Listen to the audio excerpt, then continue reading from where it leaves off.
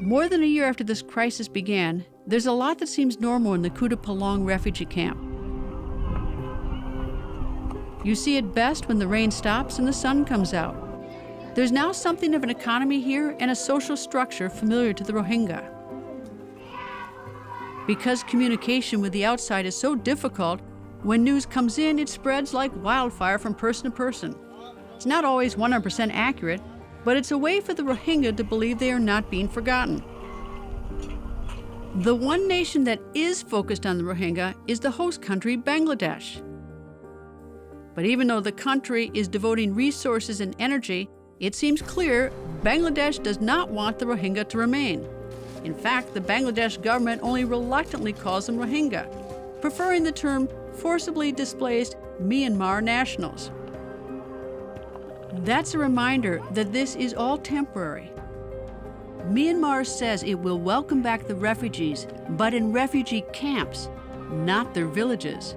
And even if that occurs, the government of Aung San Suu Kyi says they will still be denied citizenship and officially remain stateless under the Myanmar Constitution.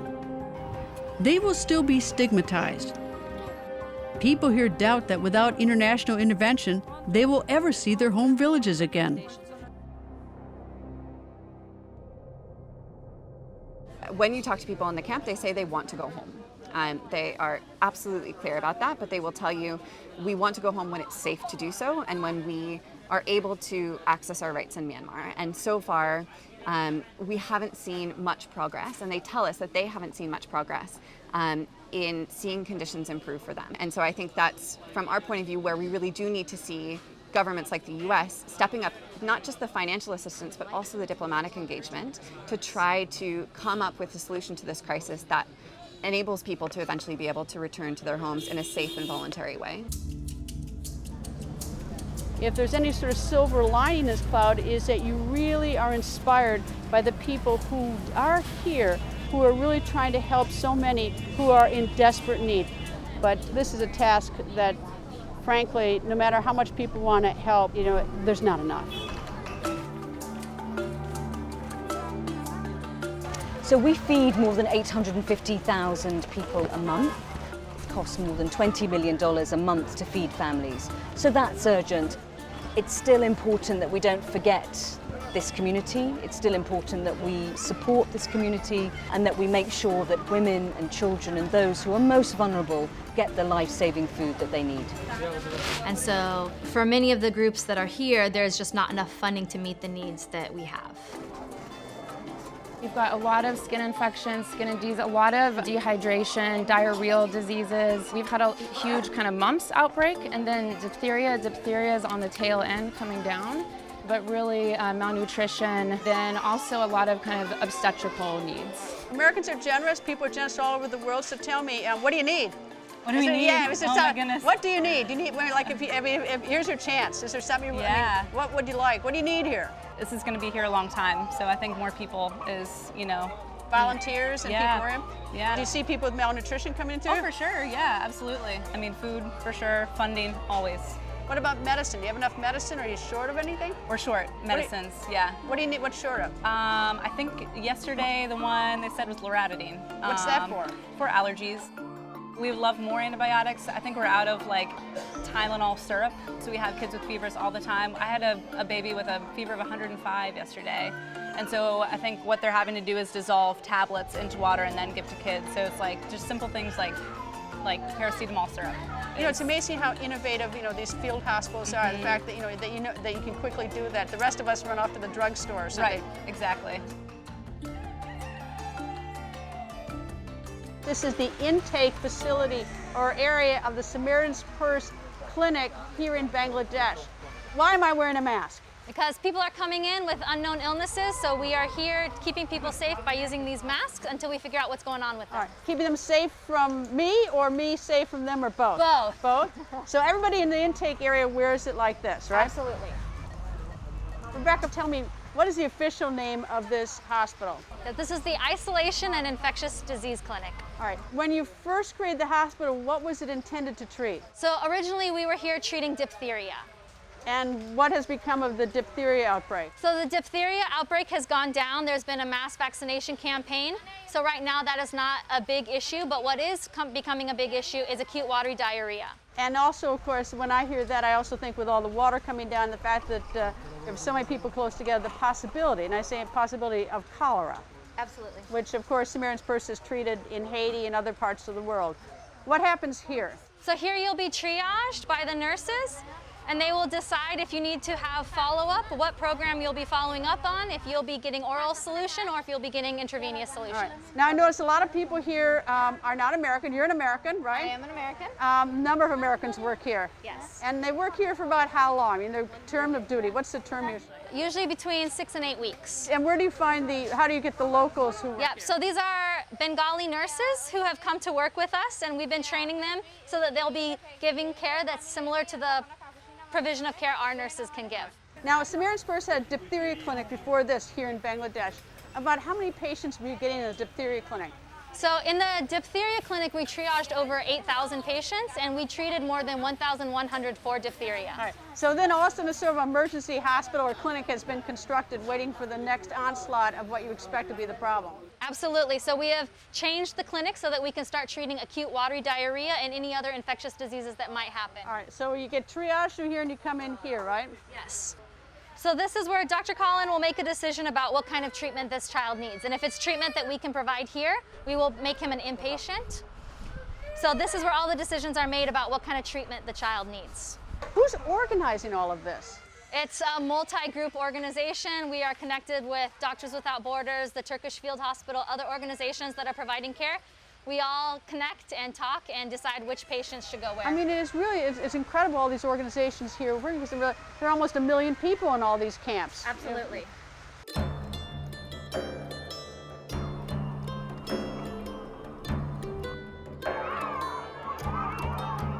We've hiked into the inner part of the refugee camp, at least this particular one, through all the mud up and down the hill. It's very slippery, and the reason we've come to this home is that one of the children in this home was treated at Samaritan's Purse, treated for diphtheria, and they thought the child was not going to make it. But this is one of those good stories. So this child came in very sick with diphtheria. He was having respiratory distress. We had to work several hours with him to get the antitoxin into him. So he was really struggling to breathe, and we really thought we were going to lose him for a few moments there. Actually, for a while, we thought we'd lose him. How old is he? He is 2.5. Did you have to intubate him? We did intubate him. Which is, you put something in his mouth, it goes down his throat, and then you use like a bladder because you don't have enough. We're not here in the United States in some hospital. You've explained this to me, is that it's a field hospital, is that you have to keep pumping.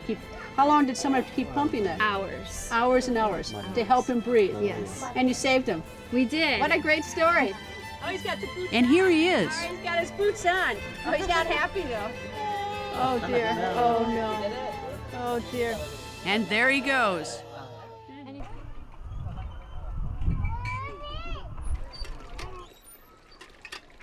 Here in the camps, diseases such as tetanus are a deadly threat because so few have been vaccinated. Tabarak came to Samaritan's Purse in April. His father brought him in because he was having muscle pain, back pain, he was having cramping, and he was having difficulty swallowing. I had such terrible back pain, I couldn't even stand up. I felt like I was going to die.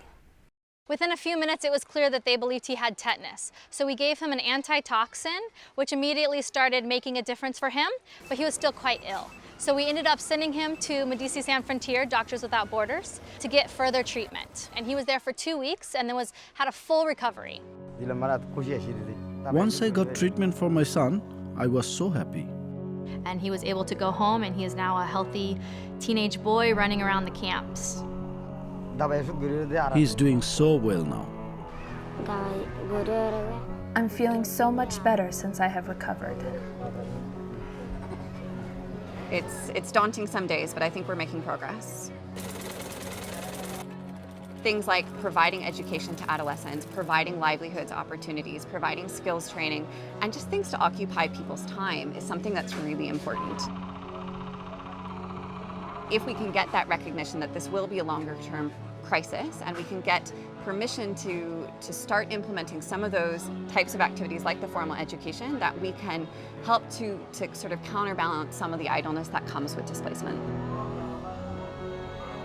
World Vision provides a range of services in the camp, reinforcing the shelters that are in the camp, water and sanitation. I'm sure you've heard we run child-friendly spaces. We provide recreational support to help children sort of recover a sense of normalcy. So on average, we have around 2,000 children each week that are coming to our child-friendly spaces. We provide a range of recreational activities. So sometimes it might be drawing, it might be games, it might be singing songs. It sort of depends on the day, but really what we're trying to do is provide a fun, safe place for children to come play and be children, even in the midst of all of the difficult things around them. In the area known as Camp 13, I met a boy whose name we've changed because of concerns for his safety if he returns home. Hamid has been drawing about his life. He has seen and gone through things a child should never have to experience. He did this artwork? He did this. Did all by himself. It says my worlds, but can you explain it? These are the places where I lived. So what's this? This house was burned to the ground. And that's his house. Yes, this was my home. What's the hand for? I saw a hand that had been cut off of someone, and there was blood. So this represents a hand that he saw where? In the ground, just on the ground? People were slaughtered, and there were dead bodies on the ground. So now there's a line. Why did he draw a line down the middle? This is his new life? One side is for my life in Myanmar, the other side is for my life in Bangladesh. What's this? That's the boat we used to cross the border. Who are these, like, people? The teachers are teaching the children. And this? Thank you. That is an owl. Oh, it's an owl? What's the noise the owl makes? No? All right, well, I'm not going to do it for you. Tell him I hope that he continues to do his art. How do you say thank you? Shukriya. What is it? Shukriya. Shukriya. He laughed. I'm not very good at Shukriya. Is that like what? Like not so good? Oh, well, I tried, right? Shukriya. I tried.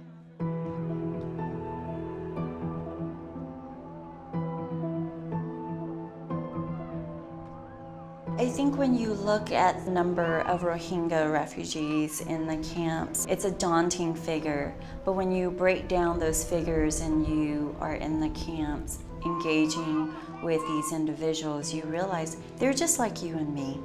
Hi, hello, hello.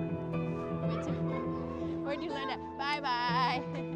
They are mothers, fathers, brothers, sisters, sons and daughters. I mean, their hopes and dreams are no different from our own hopes and dreams for our children and our communities.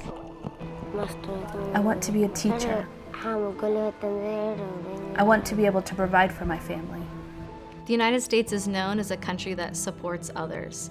And right now, the Rohingya people are really in need of support. Many people back home in the States, they send a couple dollars off to Samaritan's Purse. And I always want them to see, how much they help people. Absolutely. And even sort of the whole idea of the experience of all these NGOs that are here is that they know how to handle this crisis. Yeah, it's unimaginable to think of what would have happened even in the diphtheria outbreak. If Samaritan's Purse and Doctors Without Borders wouldn't have been here, we would have had a huge loss of life. But a lot of people back in the United States say, well, why don't you stay here and help people in the United States? I mean, that's what I hear all the time. People in the United States need help. Why are you going there? What's the answer to that? Well, my grandpa says the same thing, and what I tell him usually is that in the States, we're really lucky that we have resources for people who don't have what they need. If you're hungry, you go to the soup kitchen. If you're in this refugee camp and you're hungry, you starve. So unless NGOs like Samaritan's Purse and MSF and Food for the Hungry come here and provide those things, there's no place else for the people to get what they need.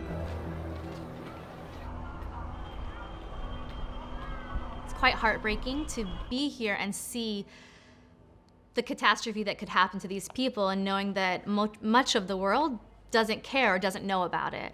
So it's devastating to me to see this entire people group who have such great needs not being shown in the public, not being broadcast in the United States. No one really knows about it, and it's really hard to see that.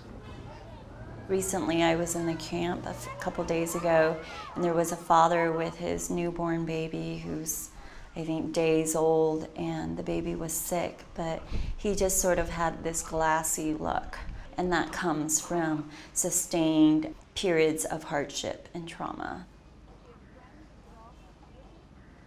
People are very resilient, however, you can see the experience of suffering and traumatic experiences lived in their expressions in their eyes. Don't you think I'm very sad? I've given up my home in Myanmar. Lots of people were killed in Burma. I've suffered so much. Here in this camp we are having a miserable life, yet I don't feel anything for life in Burma. Here I'm getting lots of assistance. They have built my home out of tarps, so at least I have a roof over my head. If I go back to Burma, who will look after me? I lost my husband, and my son is gone. I escaped here. I have shelter and food, so for that I am thankful.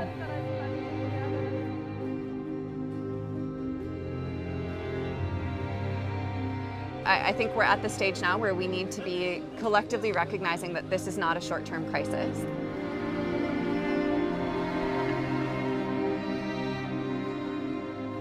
These people are not leaving next week. They're probably not leaving next month. And I think we need to be prepared for the possibility that they're going to be here for many months, if not years to come.